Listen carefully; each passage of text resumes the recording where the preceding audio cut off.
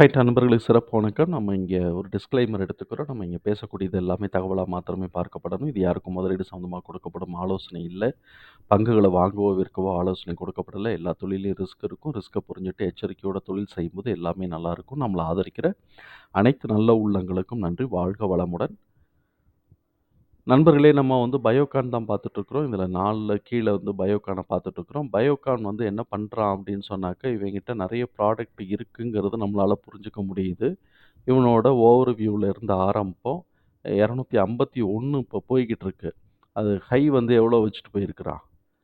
High வந்து 307லேருந்து கீழ இறங்கியிருக்கிறான். ஒரு ரூ. 50 கிட்டக்க ஏறி இருக்கிறான். இவனோட strong performer under radar condition தான் குடுத்துருக்கிறாய்ங்க. ரொம்ப ஹோப்ஃபுல்லா இருக்கிறாய்ங்க. டியூரபிலிட்டி ஸ்கோர் ஃபினான்ஷியலா கமாண்டபிலிட்டியா இருக்கு. வேல்யூவேஷன் அவங்களோட பெர்ஃபார்மன்ஸஸ்க்கு ஏத்த மாரி வேல்யூவேஷன் போய்க்கிட்டு இருக்கு அப்படிங்கிறது தெரியுது.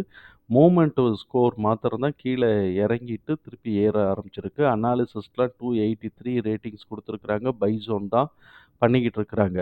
இவனுடைய இது வந்து இண்டஸ்ட்ரி பிரைஸ் டூ புக் வந்து பார்த்தோம்னா 4 இருக்கு. இவனோட பிரைஸ் டூ புக் வந்து 1.3 இருக்கு. ஸோ, இப்ப இதுல ஒரு நல்ல கேப்பா இருக்கு. ஆனா டிடிஎம் வந்து பாருங்களேன், இண்டஸ்ட்ரி டிடிஎம் வந்து பார்த்தோம் அப்படின்னு சொன்னோம்னாக்க 33 இருக்கு. இவனோட இண்டிவிஜுவல் டிடிஎம், கம்பெனி டிடிஎம் 25க்கு வந்துருச்சு. இண்டஸ்ட்ரியோட மேட்ச் பண்ணுதோ இல்லையோ, இதுவே ஒரு ஹை வேல்யூவேஷன் தான். இருந்தாலும் நம்ம மிச்சதெல்லாம் பார்த்துட்டு அப்புறமா பார்ப்போம். டிடிஎம் குரோத் ரேட் வந்து 0.1% இருக்கு. இப்படி இருக்கக்கூடிய இந்த கம்பெனிக்கு வந்து, இவைங்க எல்லாரும் வந்து ஒரு டார்கெட் போட்டு இன்னும் கொஞ்சம் மேல ஏறும்னு குடுத்துருக்குறாய்ங்க. ஹோல்டு கன்சஸ்லயே ஹோல்டு தான் குடுத்துருக்குறாங்க. இப்ப இவனோட நம்ம வந்து ரெவென்யூ மிக்ஸ் நம்ம பார்ப்போம். கோர் பிசினஸ்ல இருந்தா நம்ம வரணும்னு நம்ம சொல்லுவோம். அதனால இவனுக்கு அதர் இன்கம்னு போடாம இருந்தா போதும். மிச்சதெல்லாம் நமக்கு புரியாட்டியும் கூட இதெல்லாம் மருந்தோடது. இந்த அ இது வந்து இது 2ம் வந்து பார்த்தீங்கன்னா மருந்தோடதாவும், இது வந்து ரிசர்ச் ஆக்டிவிட்டியாவும் இருக்கு. இத வந்து ஆனுவலைஸ் பண்ணும்போது பார்த்தோம்னா தெரியும், நமக்கு வந்து நல்லா பெருசா இருக்கும். நெட் ப்ராஃபிட்ல வந்து ரிசர்ச்ல இருந்து தான் ஜாஸ்தியா இருக்கு. மருந்து விக்கிறதுலேருந்து கொஞ்சம் கம்மியா தான் வருது. அப்ப இவன் வந்து மருந்து விக்கிறதோட ப்ராஃபிட்ட இன்கிரீஸ் பண்ணணும். ரெவென்யூ இன்கிரீஸ் பண்ணா மாத்திரம் பத்தாது. ப்ராஃபிட்டையும் இன்கிரீஸ் பண்ணணும். ரிசர்ச் வந்து வாச்சான் பொழச்சான் தான். திடீர்னு அப்புறம் ரிசர்ச்சே இல்லன்னா, இவங்க பண்ணிட்டு இருக்கக்கூடிய ரிசர்ச்ச தான் நம்ம பார்க்கணும். பேட்டர்ன் போற மாரி இருக்கணும். சரி, இப்படி இருக்கக்கூடிய இந்த கம்பெனிக்கு வந்து கன்டினியூஸா வளர்ச்சியிலேயே தான் இருந்திருக்கு. 2014ல ரூ. 2,300 கோடி இருந்து 2,900 கோடி இருந்தது வந்து இன்னைக்கு வந்து ரூ. 10,000 கோடி அதாவது 3 மடங்கு கிட்டத்தட்ட வளர்ச்சி அடைஞ்சிருக்கு இந்த 10 வருஷத்துல. அப்படி இருக்கக்கூடிய இந்த கம்பெனி இந்த டிடிஎம் அச்சீவ் பண்ணுவானாங்கிறது நமக்கு ஒரு மிகப்பெரிய கொஸ்டினா இருக்கும். அதுக்கு முன்னாடி நெட் ப்ராஃபிட் வந்து பார்த்தோம்னாக்க, நெட் ப்ராஃபிட் வந்து மைனஸ்ல வரல. ஆனா போன வருஷத்த கம்பேர் பண்ணும்போது குறைஞ்சுகிட்டே வந்திருக்கு. இந்த சைடு ரெவென்யூ இன்கிரீஸ் ஆகிட்டே இருக்கு. ஆனா நெட் ப்ராஃபிட் கம்மியாயிட்டே இருக்கு. அதுக்கு என்னடா காரணம் அப்படின்னு பார்த்தோம்னா, இன்ட்ரெஸ்ட் பெய்டு வந்து கொஞ்சம் கொஞ்சம் இன்ட்ரெஸ்ட் பெய்டு கொஞ்சம் கூடியிருக்கு. அதுக்காக என்ன இவ்வளவா வரும் பார்த்தீங்கன்னா, இப்பலாம் வந்து பார்த்தா 490 அடுத்த வருஷம் ரூ. 1000 கோடி ரூவாய்க்குன்னு கொண்டு வந்து நிக்கிறாய்ங்க. சரி, இது என்ன காரணம்? ஏன் வந்து இது வந்து நெட் ப்ராஃபிட் மாத்திரம் கம்மியாகிட்டே இருக்கு அப்படிங்கிறத பார்க்கணும். இந்த நெட் ப்ராஃபிட்ட மார்ஜின் பாருங்களேன், 18%லேருந்து 13, 12, 11 இப்ப 7க்குள்ள வந்திருக்கு. அடுத்த வருஷத்துக்கு என்ன பண்ண போறான்னு தெரியல. அதேமாரி இபிஎஸ் வந்து எப்ப நெட் ப்ராஃபிட் குறைஞ்சிருச்சோ, அப்ப ஆட்டோமேட்டிக்கா இபிஎஸ்ஸும் குறைஞ்சுகிட்டு தான் இருக்கும். ஸோ, அப்ப இந்த தடவ அவன் நெட் ப்ராஃபிட் வந்து ரூ. 1,200 கோடி எடுத்தா தான் சரியா இருக்கும். இது வந்து அச்சீவ் பண்ணுவானா? அப்படிங்கிறத நம்ம வந்து பார்ப்போம். இது வந்து இப்போ 16,000 வந்து இப்போ 9 நமக்கு வந்து இப்போ 15,000 சொச்சம் வேணும். இந்த 15,000க்கு இவன் எவ்வளவு எடுத்திருக்கிறான்னு பார்ப்போம். இவன் வந்து 15,000க்கு 3,500 ப்ளஸ் 3,600 ப்ளஸ் 4,500 எடுத்திருக்கிறான். 11,000 எடுத்திருக்கிறான். இந்த 11,000க்கு வந்து இன்னும் ஒரு ரூ. 4,000 கோடி தான் தேவை. ஆவரேஜா அவன் ரூ. 4,000 கோடி எடுத்துடுறான். மார்ச் மாசத்துக்குலாம் நம்ம பார்க்கும்போது ஆவரேஜா ரூ. 4,000 கோடி எடுத்துடுறான். அதனால இது ஓகே. இது வந்து அச்சீவ் ஆகுறதுக்கான வாய்ப்புகள் இருக்கு. அச்சீவ் ஆகலைன்னா புஸ்ஸுன்னு போயிரும். சரி, ரெவென்யூ அச்சீவ் ஆனா மாத்திரம் போதுமா அப்படின்னு சொன்னா, நெட் ப்ராஃபிட் அச்சீவ் ஆகணும். நெட் ப்ராஃபிட் ரூ. 1,200 கோடி வேணும். இதுவரைக்கும் இவன் வந்து 800 600, 700, 800, 880, 885, 886 தான் எடுத்திருக்கிறான். 886க்கு எடுத்திருக்கிறான்னாக்க, இன்னும் வந்து எவ்வளோ ரூ. 314 கோடி எடுக்கணும். இவன் எடுப்பானா அப்படின்னாக்க, நம்ம வந்து ஒரு ஆறுதல் எங்க இருந்து நம்ம எடுக்கிறோம் அப்படின்னு சொன்னா, இவன் பாருங்களேன் நெட் ப்ராஃபிட் வந்து 3,900,00,00,000 மார்ச் மாசம் இருக்கும்போது 300,00,00,000 எடுத்துட்டான். அதே இது 3,500,00,00,000ன்னு வரும்போது 100,00,00,000 தான் வருது நெட் ப்ராஃபிட்.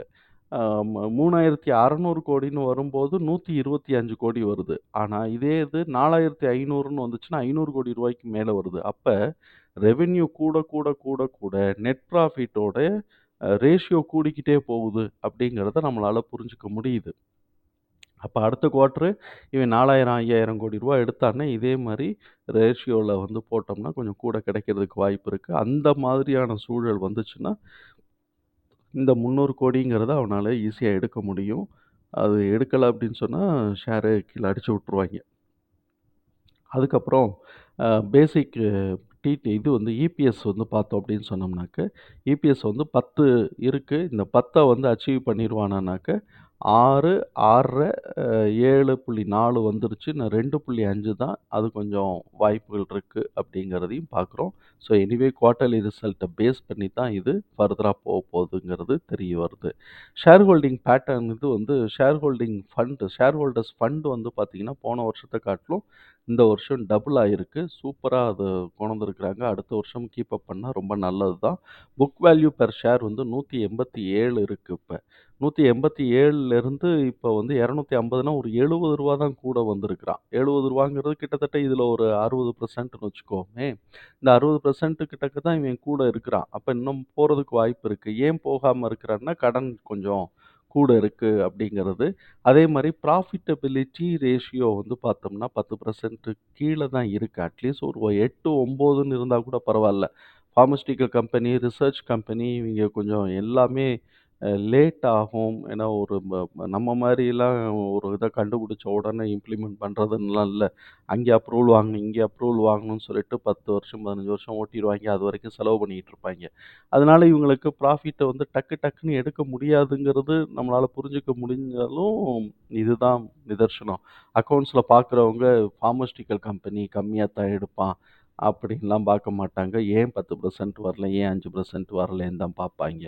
என்னோட கேஷ் ஃப்ளோவ பார்த்தோம்னு வச்சுக்கங்களேன், இன்வெஸ்டிங் ஆக்டிவிட்டீஸ் மைனஸ்ல போனதுனால தான் இது கொஞ்சம் கம்மியாகிட்டே இருக்கு. அதுக்கப்புறம் வந்து பார்த்தோம்னா, எனிவே ஆப்பரேட்டிங் ப்ராஃபிட்டும், ஆப்பரேட்டிங் கேஷ் ஃப்ளோவும் நல்லா பாசிட்டிவ்ல இருக்கு. இதுவும் நல்லா பாசிட்டிவ்ல இருக்கு. ஃபினான்சிங்கும் பாசிட்டிவ்ல இருக்கு. அதனால இதெல்லாம் added advantage. But provided quarterly result எடுக்கணும், கடன அடைக்கணும். சரி இப்ப இவன் எவ்வளோதான் கடன் இருக்கான்னு நம்ம பார்த்தோம்னு வச்சுக்கங்களேன், இங்க பார்த்தோம் அப்படின்னாக்க 0.84 வந்துருச்சு. டெப்ட் டூ ஈக்விட்டிங்கிறது 0.84 வந்துருச்சு. போன வருஷம் கூட 1.1 இருந்தான். குவார்ட்டர்லில தான வச்சிருக்கிறோம் ஆனுவல்ல. 1.1 இருந்திருக்கிறான். இப்ப அதிலேருந்து கொஞ்சம் கம்மி பண்ணியிருக்கிறான். திருப்பி கொஞ்சம் இப்படியே வந்திருக்குன்னு வச்சுக்கங்களேன். இவன் மேல ஏத்தணும். லாங் டெர்ம் டெப்ட் வந்து கண்ட்ரோலபிளா இருக்கு. டெப்ட் டூ அசெட் ரேஷியோவும் கண்ட்ரோலபிளா இருக்கு. Long term debt to equity வந்து கொஞ்சம் பியாண்ட் த 50%க்கு போயிருச்சு. ஸோ, இப்ப இது 2ம் கடன் சுமைய கொஞ்சம் ஏற்கக்கூடியதா இருக்கு. மத்தபடி ப்ராஃபிட்டபிலிட்டி வந்து கொஞ்சம் ஆவரேஜா தான் போயிட்டுருக்கு. கிராஸ் மார்ஜின் மாத்திரம் கூட போகுது. நெட் மார்ஜின் வந்து கொஞ்சம் கம்மியா தான் வருது அப்படிங்கிறது நம்முடைய புரிதல். ஸோ, இப்ப இப்படி இருக்கக்கூடிய இல்ல இந்த இப்ப கரண்ட்டு 2023 மார்ச்சோடது. இப்ப இதுல வந்து பார்த்தீங்கன்னா, இப்ப தான் பார்க்குறேன் இதுல. கரண்ட் வந்து பார்த்தீங்கன்னு வச்சுக்கங்களேன், ப்ராஃபிட் மார்ஜின் வந்து ரொம்ப கம்மியா இருந்தது, இப்ப கூட போயிருக்கு. இதுவரைக்கும் இந்த குவார்ட்டர்ல கனெக்ட் பண்ணோம்னாக்க கூட போயிருக்கு. அதாவது கடைசி டிசம்பர் குவார்ட்டரோட ரிசல்ட் அதான் ரூ. 4,600,00,00,000க்கு ரூ. 600,00,00,000 மார்ஜின் எடுத்திருக்கிறான் இல்லையா? அத பேஸ் பண்ணி இப்ப எல்லாமே கூட போய்க்கிட்டு இருக்கு. அதனால ப்ராஃபிட்டபிலிட்டியும் கொஞ்சம் கூட வரும் அப்படிங்கிறத நம்மளால எதிர்பார்க்க முடியுது. இது அப்படியே சஸ்டெயின் ஆச்சு அப்படின்னு சொன்னாக்க நல்லாருக்கும். டிவிடெண்ட் எவ்வளோ குடுக்குறான்? 50 பைசா குடுத்துருக்கிறான். ரூ. 1.50 டிவிடெண்ட் குடுத்துருக்கிறான். இனிமே அடுத்த வருஷம் எவ்வளோ குடுக்க போறாங்கிறதையும் நம்ம வந்து பார்த்துக்கலாம். ஸோ, இப்ப இப்படிப்பட்ட இந்த கம்பெனியோட சார்ட் என்ன சொல்லுது? இவன் எங்க வச்சிருக்கிறான்? 400 சொச்ச ரூவா வந்து 2020ல வச்சிருக்கிறான். அப்ப அந்த 2020ல இவனுடைய ஃபினான்ஷியல் ஸ்டேட்மெண்ட் என்னவா இருந்திருக்கு? 2020ல அடிச்சேன்னா ரூ. 6,000,00,00,000 எடுத்திருக்கிறான். ரூ. 6,000,00,00,000 வந்து நெட் ப்ராஃபிட் வந்து ரூ. 700,00,00,000 எடுத்திருக்கிறான். அப்பவும் கம்மி தான். ஆனாலும் ஏத்தி விட்டுருக்காய்ங்க. இதுக்கப்புறம் தான் இறக்கி விட்டுருக்காய்ங்க போல இருக்கு. இந்த இந்த மார்ச் 2020 ரிசல்ட் வந்து பார்த்தோம் அப்படின்னு சொன்னோம். மார்ச் 19 இது மார்ச் 23 இது லேட்டா வந்திருக்கும். அதனால இவன் வந்து இத பேஸ் பண்ணி மேல ஏத்தியிருப்பான். குவார்ட்டர்லியும் கூட நம்ம செக் பண்ணிக்கலாம். 2020 கிடைக்காது. ஒரு குவார்ட்டர் ஒரு இது இதுதான். ஸோ, இப்ப அவன் 2020ல வந்து அந்த சார்ட் வந்து 400 சொச்சம் வச்சுட்டு ப்ராஃபிட் குறைய ஆரம்பிச்ச உடனே அடிச்சுட்டாய்ங்க. எங்க வரைக்கும் அடிச்சிருக்காய்ங்க 0.61% அடிச்சுட்டு, இப்ப 5 வரைக்கும் ஏத்திட்டு, திருப்பி 0.61% அடிச்சுட்டாய்ங்கன்னு நான் சொல்றது 0.618 மைனஸ் 1 போட்டோம்னாக்க 0.38. ஸோ, இப்ப இதுவரைக்கும் இங்க 2023ல அடிச்சுட்டு, இத வந்து நான் மந்த்லி சார்ட்ல வச்சிருக்கிறேன். இவன் வந்து இந்த ரீட்ரேஸ்மென்ட்டுக்கான 0.618 கடக்க மாட்டாம உட்கார்ந்திருக்கிறான். அப்படி கடந்தா தான் நம்ம வந்து யோசிக்க முடியும். கடக்க மாட்டாம இப்போ உட்கார்ந்திருக்கிறான். இப்ப இது என்ன யோசிக்கலாம் நம்ம அப்படின்னு சொன்னா, இந்த பிவோட் பாயிண்டோட ரிவர்ஸ் ஆகலாம். ஏன்னா மந்த்லில வந்து பார்த்தோம்னா, அந்த 3 பிவோட் பாயிண்ட்டுமே ரீட்ரேஸ் ஆயிருச்சு. அதனால கேப் இல்ல. ஏறுனா மேல ஏறணும். அப்படி இல்லைன்னா, இங்க வந்து நமக்கு இந்த பிவோட் பாயிண்ட் கேப்பே இல்ல. ரூ. 81 ரூ. 81ங்கிறது புக் வேல்யூ காட்டிலும் கம்மியா இருக்கிறதுனால, அவ்வளோ தூரத்துக்கு இப்ப இறங்குமாங்கிறது சிரமம் தான். ஒருவேள அடுத்த மார்க்கெட்டே சுனாமி மாட்டம் கரைக்கும்போது, அடுத்த வருஷம் கரைக்கும்போது ஒருவேளை இறங்கலாம். ஸோ, இப்ப இப்படி இருக்கிற பட்சத்தில, இவன் இங்க வந்து என்ன எதிர்பார்க்கலாம், நம்ம வந்து இந்த பிவோட் பாயிண்டோட ரீட்ரேஸ் ஆயிட்டு மேல ஏறுனான் அப்படின்னு சொன்னா, பாயிண்ட் வந்து இப்ப இது வந்து 0.61 அத ஆல்ரெடி டச் பண்ணிட்டான். இப்பதான் பிப்ரவரி மாசம் தான் டச் பண்ணியிருக்கிறான். டச் பண்ணிட்டு திருப்பி கீழ இறக்குறான்னா, இது மேல ஏறுது அப்படின்னு சொன்னா, பாயிண்ட் வந்து 78 வரைக்கும் நம்ம கொண்டு போகலாம். அவங்க குடுத்திருக்கிற டார்கெட்லாம் 270 அப்படிங்கிறது 270, 280ங்கிறது இந்த பிவோட் பாயிண்ட் லெவலுக்கு தான் சொல்றாங்க. இந்த பிவோட் பாயிண்ட் டூ இந்த பிவோட் பாயிண்ட் லெவலுக்கு தான் சொல்லிக்கிட்டு இருக்கிறாங்க. இந்த இடம் தான். இந்த ஹைய வந்து பீட் பண்ண முடியாம திருப்பி கீழ இறங்குங்கிறது தான் அவங்க சொல்லிட்டு இருக்கிறாங்க. அப்ப இவைங்களோட மெத்தட்லயே போனோம்னா 238 வரைக்கும் இறங்குறதுக்கான வாய்ப்புகள் இருக்கு. அதுக்கப்புறம் இந்த பிவோட் பாயிண்ட்டுன்னு வச்சுக்குவோமே 238 இல்லாட்டி இந்த பிவோட் பாயிண்ட்ட டச் பண்ணிட்டு, மேல ஏறுனா இந்த இடம், இந்த நெக்கோட ஒரு டார்கெட்ட அவைங்க குடுத்துருக்காய்ங்க. இது நம்ம வந்து என்ன பண்ணணும்னா, எப்போதுமே இந்த ரீசென்ட் சேனல்ஸ் தான் வந்து நம்ம வந்து ரீசென்ட் ட்ரெண்ட தான் நம்ம வந்து ரெஃபரன்ஸ்க்கு எடுத்துக்கணும். நம்ம இங்கேருந்து எப்போதுமேன்னு இல்ல. இங்க எங்க ஏறுதோ அந்த இடத்துல இப்ப இத கீழ உடைச்சிருச்சுல, அப்ப இதுதான் ஃபர்ஸ்ட்டு டார்கெட்டு. இந்த இதெல்லாம் ஃபில் ஆயிருச்சுனா தான் நம்ம இங்க கொண்டு போணும்.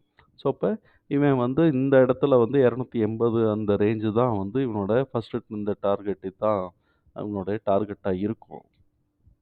அதனால இறங்கிட்டு ஏறுறானான்னு பார்ப்போம்.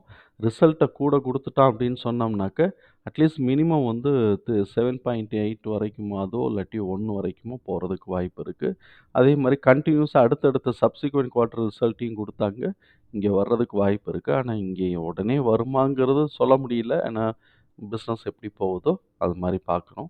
ஸோ, அதனால இத நம்ம வாட்ச் பண்ணிக்கலாம். எகைன் திருப்பி வந்து 2 சாய்ஸு. ஒண்ணு இந்த பிவோட் பாயிண்டோட வச்சுட்டு மேல ஏறுறான்னா, ரிசல்ட்ட பேஸ் பண்ணி தான் மேல எவ்வளோ தூரம் ஏறப் போறான்னு தெரியும்.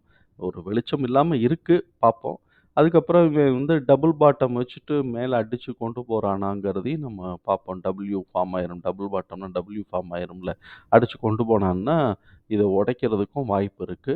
இல்ல நான் வந்து 0.23 வரைக்கும் இறங்கிர்றேன், இந்த தடவையே அப்படின்னு சொன்னான்னா, 130 புக் வேல்யூ காட்டிலும் அது கம்மியா தான் இருக்கு. பார்ப்போம். இதுதான் புக் வேல்யூவோட கரெக்ட்டா வருது. இந்த இடத்துல வந்துச்சு அப்படின்னு சொன்னா, இந்த பிவோட் பாயிண்ட் தான் நமக்கு ஃபர்ஸ்ட்டு டார்கெட்டா இருக்கும். அதுக்கப்புறம் அத உடைச்சு மேல போறானாங்கிறத பார்ப்போம். ஸோ, இப்ப இதுதான் இதோட மூவ்மெண்ட்டுக்கான இதா இருக்கு. ரிசல்ட் வந்துச்சு அப்படின்னு சொன்னா, மேல வேற மாரி போறதுக்கு வாய்ப்பு இருக்கு.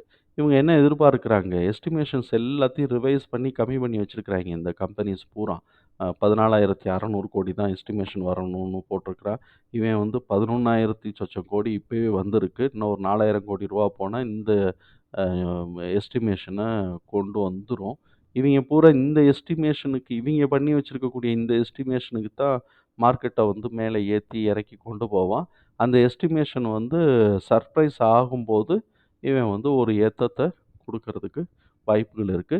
நம்ம வந்து இவன் இவிங்க பண்ற மாரி நம்ம அந்த ட்ராப்ல போய் மாட்டிக்காம இருந்தா சரிதான். கீழ லோல வாங்கிக்குவோம். வாங்கிட்டு நம்ம செய்வோம். தகவல் நமக்கு பயனுள்ளதா இருந்ததுன்னா, சங்கருக்கு ரொம்ப சந்தோஷம் தான். நம்மள ஆதரிக்கிற அனைத்து நல்ல உள்ளங்களுக்கும் நன்றி. வாழ்க வளமுடன்.